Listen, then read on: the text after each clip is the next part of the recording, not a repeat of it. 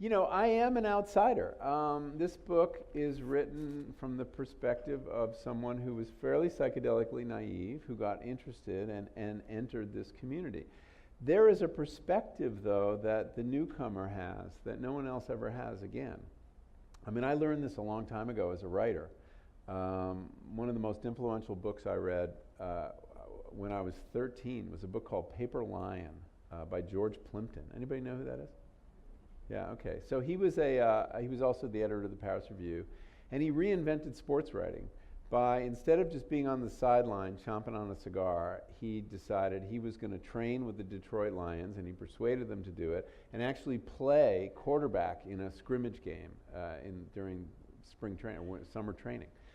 And that gave him a perspective that not only the sideline sports writers had never had, but the players had never had, because they took it for granted. They'd been playing football their whole life. They were used to getting their heads bashed in. You know, that was normal.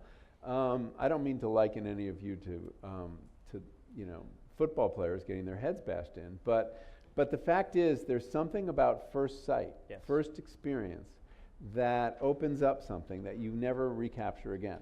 So I think that my newness to the experience contributes something. Yeah. And it certainly allowed me to write about it, yes, in a way that is hard to do if you have a lot of experience.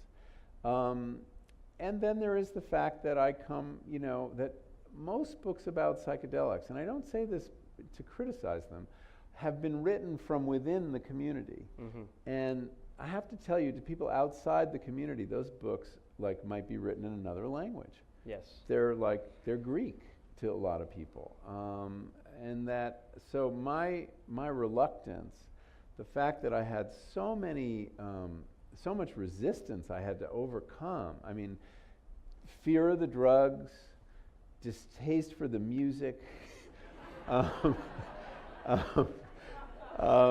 reluctance about the new age lingo. I mean, there were so many things I had to get over, that I think that creates a perspective that or becomes a door for people in the mainstream to take a look at this, yes, world.